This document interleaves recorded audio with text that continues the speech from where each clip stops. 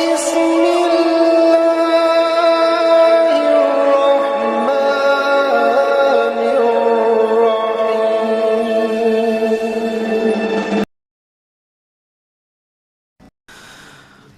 الرحمن الرحيم. Bismillahirrahmanirrahim.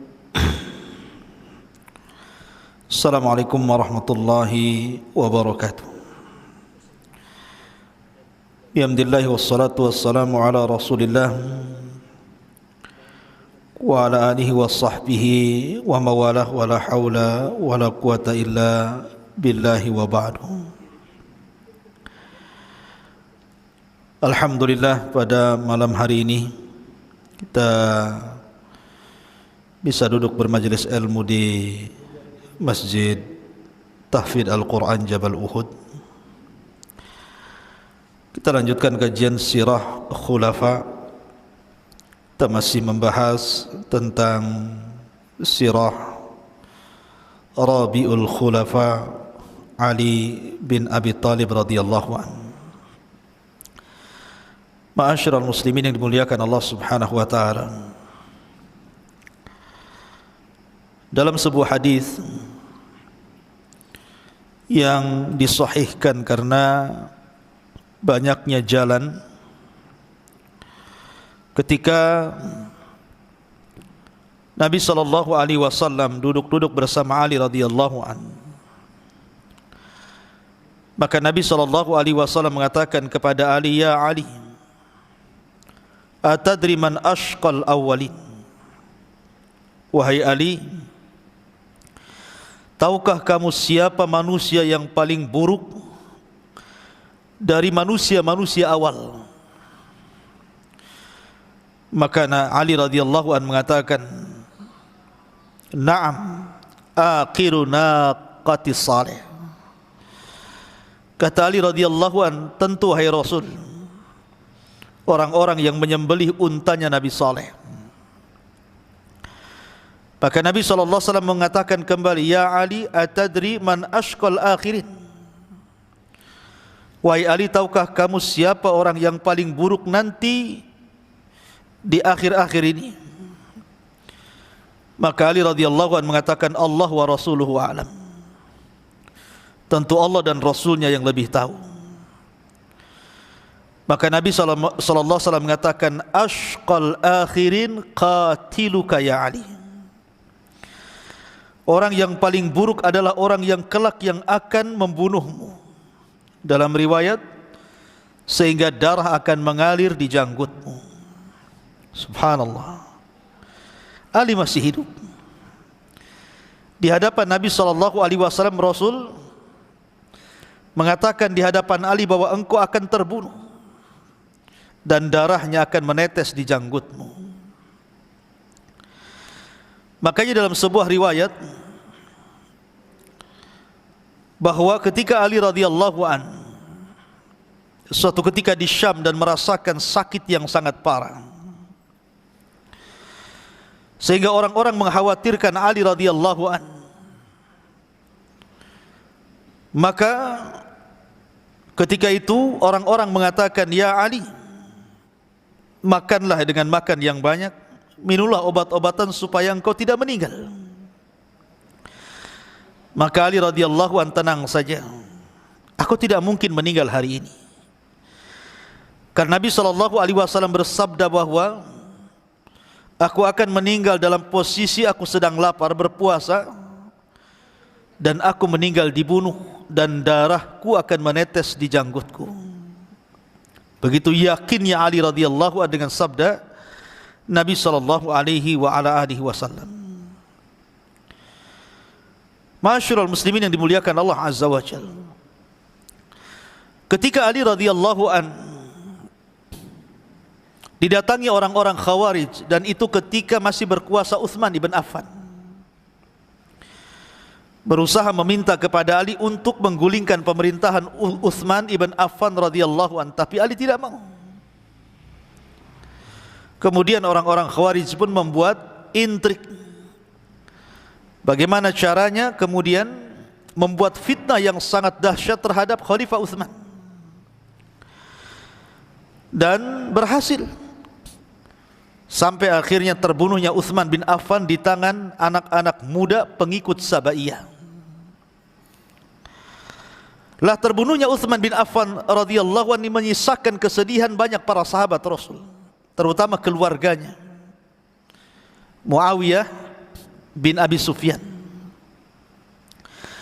Muawiyah bin Abi Sufyan, ma'asyiral muslimin yang dimuliakan Allah Azza wa Jalla, tidak terima dengan pembunuhan ini.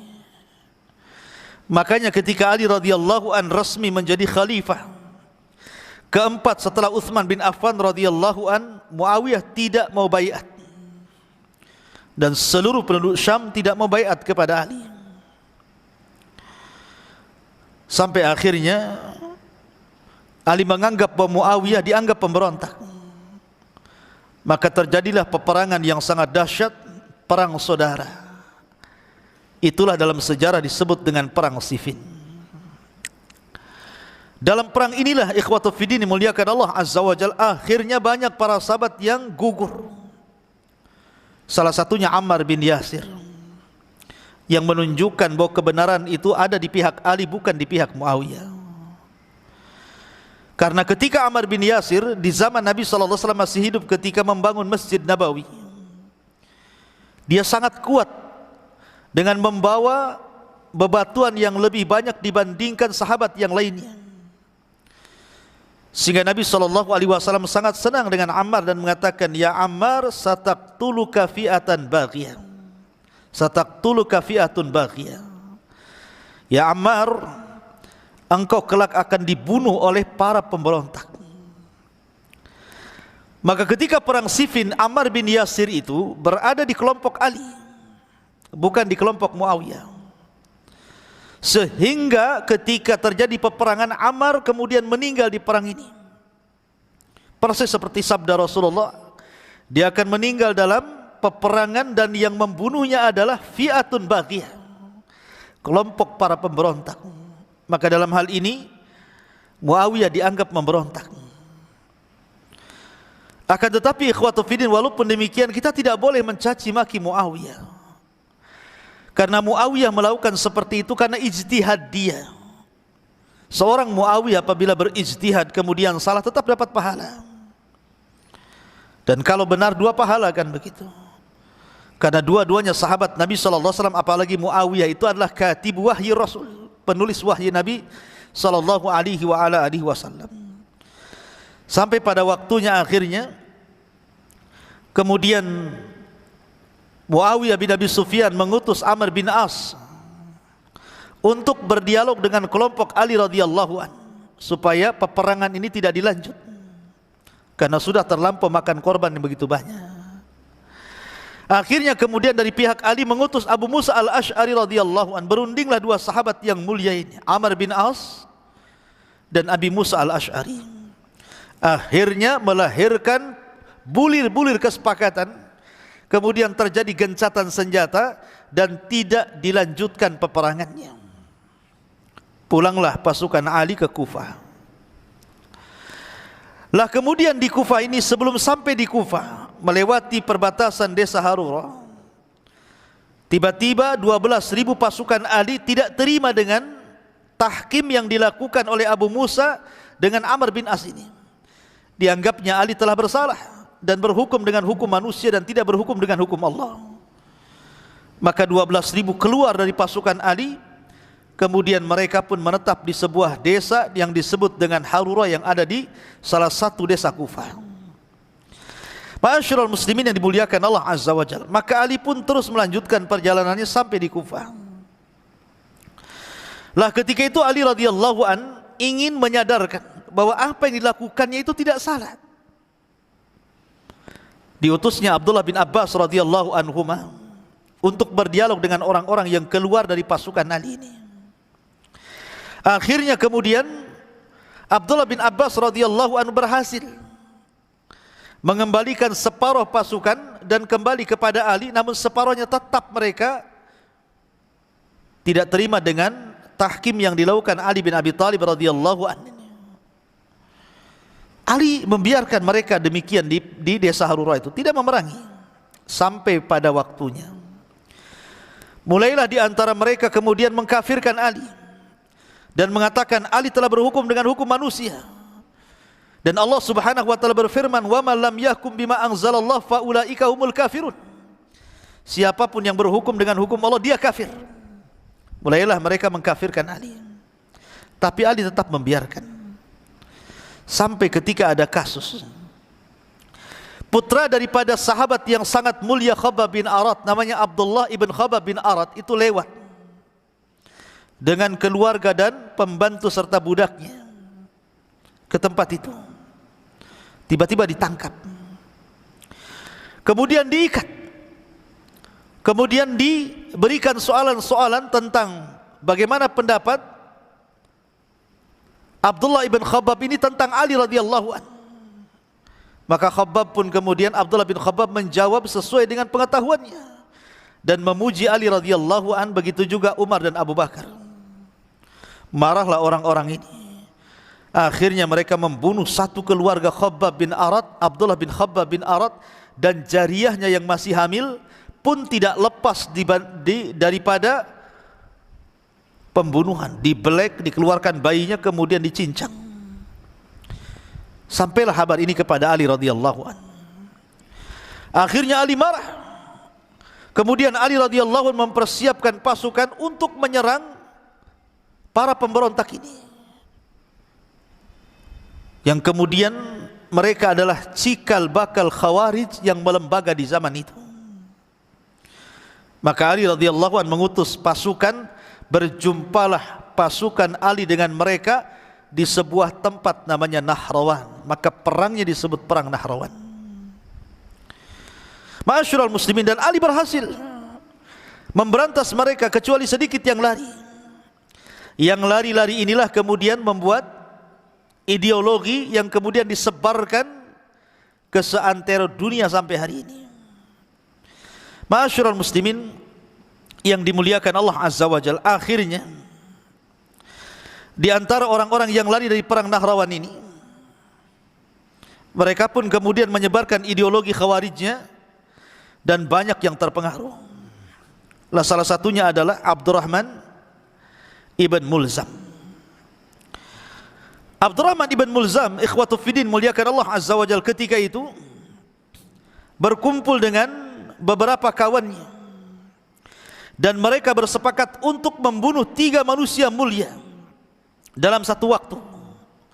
Pertama Ali radhiyallahu an, yang kedua Muawiyah bin Abi Sufyan, yang ketiga Amr bin As. Mereka menganggap 3 orang ini adalah puncak dari kerusakan dan kesesatan dan kekacauan. Akhirnya mereka sepakat untuk membunuh 3 orang ini. Pertama Ibnu Mulzam atau Abdurrahman bin Mulzam, yang kedua Al-Hajjaj At-Tamimi, Al-Hajjaj At-Tamimi, kemudian Al-Buraq ibn Abdillah, Amr ibn Bakar At-Tamimi. Mereka pun sepakat kemudian berjumpa di Mekah. Kemudian mereka membuat intrik untuk menentukan waktu membunuh 3 manusia yang paling mulia ini di zaman itu, Ali, Muawiyah, dan Amr bin As. Maka tepat di bulan Ramadan, tanggal 17 bulan Ramadan,